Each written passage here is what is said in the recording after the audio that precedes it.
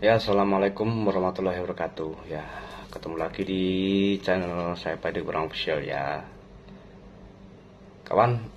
eh, ada beberapa faktor ya yang untuk budidaya porang itu yang jangan sampai kelupaan, itu wajib dan perlu kita adakan ya. Jadi selain pupuk kompos adalah kapur dolomit, itu yang paling penting ya. Kita sambil merokok ya kawan, kalau saya merokok juga ya. Jadi bagian pola revolusi pola tanam ya, revolusi pola tanam yang kita adakan itu dari dulu ya. Kita memang membantah beberapa hal ya yang menjadi syarat tumbuh porang. Diantaranya adalah porang harus pakai naungan ya, itu tidak benar ya. Kenapa tidak benar? Jadi porang itu juga berdaun hijau ya, artinya butuh sinar matahari yang cukup untuk fotosintesis tadi ya, masaknya makanan lewat daun dan batang tadi ya. Kemudian intensitas cahaya 30-60% ya, itu juga saya rasa tidak benar sih ya. Kenapa? Kalau pakai naungan memang iya, tapi kalau pakai tanpa naungan itu tidak apa itu, membutuhkan intensitas cahaya 30-40%. Itu intensitas cahaya itu masuknya loss itu ya, masuknya bebas itu dari pagi sampai sore ya. Jika ada pertanyaan kenapa dibantah ya, karena kan kalau tanpa naungan itu panasnya terik ya. Jadi maka solusinya tadi adalah satu, untuk peningkatan populasi ya, populasi untuk lahan per hektar ya. Kalau di lahan 1 hektar itu kita bicara realitanya ya, kalau lahan datar itu bisa 35.000 pohon sampai 40.000 pohon ya, bahkan ada yang 50.000, bahkan di Bangka itu ada yang sampai 60.000 70.000 ada loh. Jadi jaraknya rapat sekali dan tanpa naungan ya. Milik kami yang ada di daerah Wungu itu juga rapat sekali jaraknya, intensitas cahaya itu bisa masuk loss gitu ya. Karena berapa fungsi dari populasi rapat ya, populasi yang rapat itu tadi, atau memperbanyak atau memfullkan populasi tadi, bukan karena umbinya nanti akan berbenturan sama yang lain dan akan jadi kecil, bukan seperti itu ya. Tadi kita hanya 2 musim kan panen, yang pakai katak ya. Kemudian yang pakai umbi kan hanya 8 bulan panen. Populasinya agak dirapat tidak masalah, sehingga kelembapan tanah tadi terjaga ya. Kelembapan tanah tadi bisa terjaga jika misalkan kalau kalau tanpa naungan ya. Kalau musim hujan itu ada fase di mana porang itu ketika hujan itu ada masanya sih sekitar seminggu, kalau tidak seminggu itu biasanya 10 hari paling lama ya, itu tidak hujan. Nah, bagaimana solusinya ketika porang itu ada seminggu atau 10 hari yang tidak hujan itu? Maka kalau ada air ya kita siram boleh, tapi kalau tidak ada air ya itu nanti dengan populasi yang rapat ya, maka kelembapan itu akan terjaga. Jadi kalau siang itu biasanya itu agak layu ya, kayak mau dorman gitu, tapi sebenarnya belum dorman. Nah, itu kalau malam dia bangkit lagi, subur lagi. Itu akan terjadi seperti itu. Dan dia akan bertahan ya. Maka salah satu fungsinya itu luar biasa. Kalau misalkan agak dirapatkan tidak masalah ya, tidak masalah sama sekali. Ya kalau untuk lahan datar itu 35.000 pohon sampai 45.000 atau 40.000 sampai 45.000 pohon boleh ya bisa. Tapi kalau untuk lahan miring itu sudah beda lagi ya. Kalau lahan miring konturnya itu miring itu sekitar 15 sampai 18 ya. Itu biasanya terisi seperti itu. Kalau 1 hektar di lahan miring dengan 1 hektar di lahan datar itu juga bedanya jauh ya. Kalau ada yang tanya apa, yang komen ya, yang tanya 1 hektar menghasilkan sekian lah, itu beda. Kalau lahannya lahan miring ya cuma populasinya kan, ada lahan di tempat kami itu yang lahannya itu 1 hektar, tapi saya tanami itu cuma muat sekitar 12.000 pohon ya, itu ada karena sangat miring ya, konturnya itu miring. Kemudian kalau lahan datar beda. Lahan datar itu dia tidak terpotong dengan terasiring tadi ya. Terasiring itu kalau orang Jawa galengan ya, seperti itu. Jadi salah satu revolusi pola tanam yang sudah kita lakukan sudah lama sekali ya. Jadi tidak butuh naungan ya. Kalaupun tanah Anda atau lahan Anda itu ada naungan yang produktif ya, sudah terisi, misalkan produktif itu yang masih aktif misalkan cengkeh ya, ada tanaman cengkehnya, kemudian ada tanaman mangganya, kemudian ada tanaman misalkan jambu, kemudian apa itu belimbing dan sebagainya. Itu jangan dipotong karena tanaman itu tanaman unggulan, tanaman produktif ya. Artinya apa?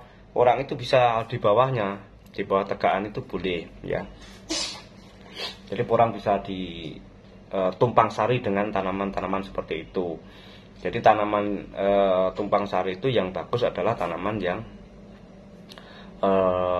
di bawah tegaan, yang tanaman sudah produktif ya, seperti cengkeh, seperti tadi ya, durian, kemudian mangga, jeruk dan sebagainya. Itu lahan di bawahnya kan kosong, itu bisa dimanfaatkan dengan kita menanam porang ya, dan itu juga dua-duanya akan simbiosis mutualisme karena akarnya tanaman keras tadi bisa makan, juga ikut makan di nutrisi yang untuk porang tadi ya, sama-sama dipelihara ya. Tapi kalau lahannya itu semak belukar yang lama gerumbul, kalau orang Jawa itu semak belukar itu lama tidak di tanami, kemudian kayak hutan sudah berubah menjadi hutan yang lahan sebelumnya itu perkebunan, kemudian dibiarkan bertahun-tahun karena mau tidak ditanami, mau ditanami apa kan masih bingung lah, itu akan menjadi gulma semak-semak yang tinggi lah. Itu bisa dimanfaatkan untuk ditanami porang. Ini yang dimaksud lahan tanpa naungan, kita mengarahnya ke situ sebenarnya ya. Jadi lahan tanpa naungan tadi kita mengarahkan ke arah situ. Jadi tanaman yang ditumbuhi gulma yang bertahun-tahun jadi semak-semak belukar ya, itu bisa kita bersihkan kemudian kita tanami walaupun tanpa naungan ya, malah lebih maksimal daripada pakai naungan ya, malah lebih maksimal ya, seperti itu. Kemudian MDPL itu syarat tumbuh porang MDPL 300 sampai 700 ya, itu memang idealnya seperti itu ya. Ideal tanaman porang itu 300 sampai 700 itu memang idealnya seperti itu. Tetapi kalau bagaimana kalau di bawah 300? Nah, apakah itu memungkinkan untuk ditanami porang ya? Itu sangat memungkinkan sekali kawan. Jadi sudah banyak kawan-kawan kita yang sudah menanam dan mencoba. Ini berdasarkan fakta, realita dan data yang ada di lapangan. Ya, MDPL 20 juga bisa ditanami porang ya, MDPL 17 juga hasilnya bagus. Kemarin yang ada di Indramayu itu MDPL cuma berapa itu? Cuma 15 MDPL ya. Hasilnya juga luar biasa bagus sih. dan mereka juga butuh dan mereka juga layak untuk menanam gitu loh. Dan tanah orang petani-petani kita di luar Jawa itu juga mereka butuh untuk menanam juga, mereka punya hak untuk menanam gitu ya. Dan lahan mereka kebanyakan yang tanpa naungan, yang jauh dari hutan. Mereka apakah masuk hutan dulu atau mencari kan tidak, lahan-lahan yang ada kita manfaatkan, lahan yang ada. Mereka juga pengen nanam seperti itu. Jadi MDPL 17 20 juga bisa ditanami porang sampai dengan 900 sampai 1000 ya. Tetapi kalau ketinggian itu terlalu tinggi, itu berpengaruh juga sama pertumbuhan juga iya. Kemudian hasil panen juga berpengaruh sekali. Kemudian kataknya atau bibit kataknya yang ada di atas itu tidak terlalu banyak sih hasilnya ya.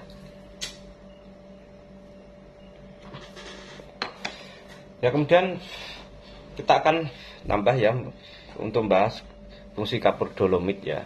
Fungsi kapur dolomit itu salah satu untuk meningkatkan pH ya, untuk meningkatkan pH serta menetralkan kadar keasaman ya, keasaman tanah ya, seperti itu.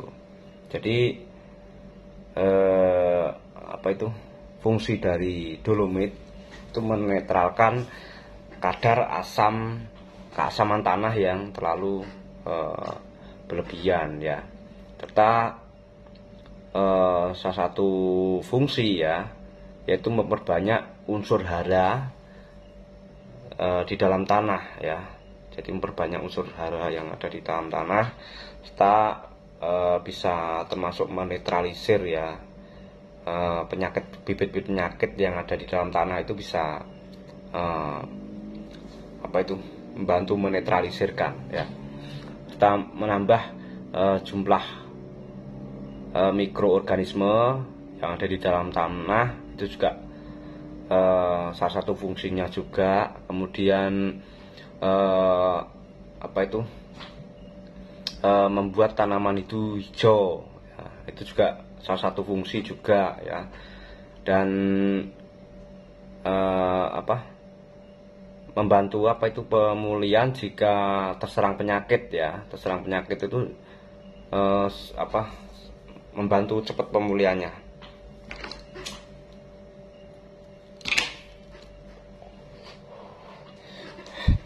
Seperti itu. Saya masih di Bangka, kawan. Jadi untuk pH sendiri itu apa sih yang dinamakan pH? Orang-orang kan taunya kan pH. Jadi pH itu kalau bahasa Inggrisnya power of hydrogen ya, power of hydrogen atau potential of hydrogen ya, potential of hydrogen, yaitu untuk mengukur keasaman tanah ya, mengukur keasaman tanah. Mengukur keasaman tanah. Jadi untuk mengetahui keasaman tanah tadi pakai kita bisa pakai alatnya. Kemudian kalau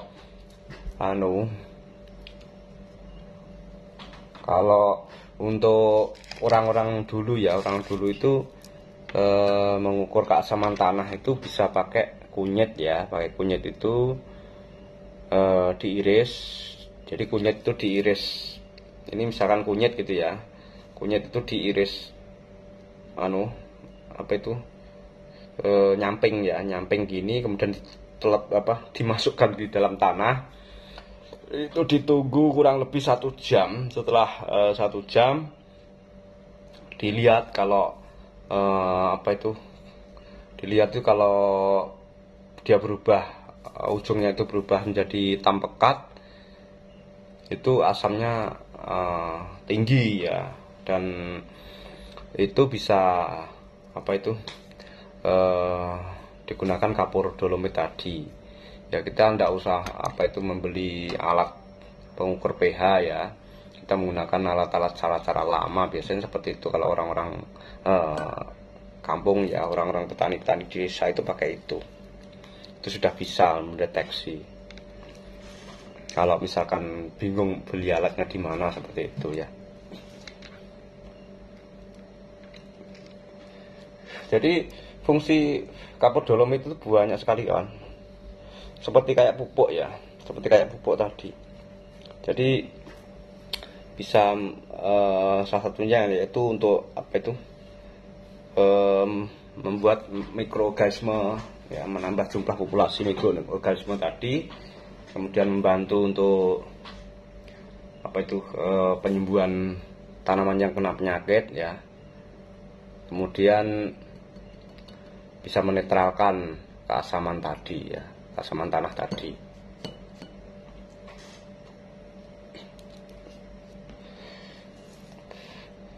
Jadi kalau pupuk kompos, pupuk kandang ya, nanti kita akan bahas ya. Kita sama-sama belajar ya, karena di Porang itu tidak ada senior, tidak ada junior. Yang penting kita itu bersama-sama, bareng-bareng, bagaimana kita memperbanyak tanaman kita ya. Jangan memperengeluhkan ya, jangan mengeluhkan harga porang yang apa sedikit menurun, itu menjadi apa itu, beban setiap hari ya, kalau kita mikir itu terus menerus ya. Jadi saya sering mengatakan ya, dan sering mungkin saya membuat video itu, kenapa temanya cuma itu ya, karena ini mensupport kita kawan ya. Karena dengan the law of attraction tadi, hukum kekuatan pikiran ya, kekuatan kata-kata ini sangat luar biasa ya, kekuatan pikiran dan kekuatan kata-kata. Jadi kata-kata yang kita keluarkan itu adalah doa sebenarnya. Karena kalau apa, kita berprasangka baik ya, insya Allah akan baik juga ya. Di tahun depan insya Allah harga akan baik ya, insya Allah harga itu akan tinggi ya. Jangan patah semangat ya, jangan patah semangat. Orang yang apa tuh, yang sedikit menurun, memang ada beberapa faktor sih ya. Bisa jadi dengan apa, karena COVID yang melanda ini, itu juga faktor juga. COVID melanda di dunia ya, semua negara juga kena batunya juga ya, karena berpengaruh sekali itu untuk masuknya logistik masuk ke sana. Kemudian bukan karena supply dan demandnya apa itu sekarang lebih tinggi supply-nya, bukan ya. Demand itu makanan loh, faktor makanan loh. Makanan itu 80% kalau makanan itu akan terserap ya, karena itu adalah merupakan kebutuhan ya, kebutuhan manusia ya, kalau untuk makanan tadi. Kecuali kalau porang itu misalkan hanya dibuat untuk kosmetik saja, saya tidak akan tanam porang.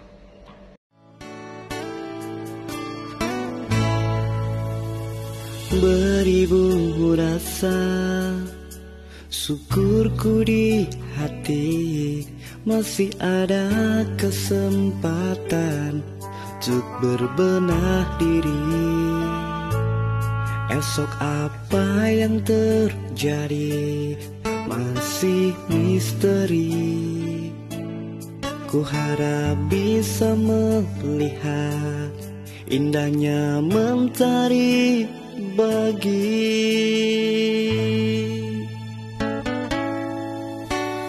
hamba yang hina, berumur dosa, hanya memohon belas kasih-Mu dalam doa. Semoga di esok hari hidupku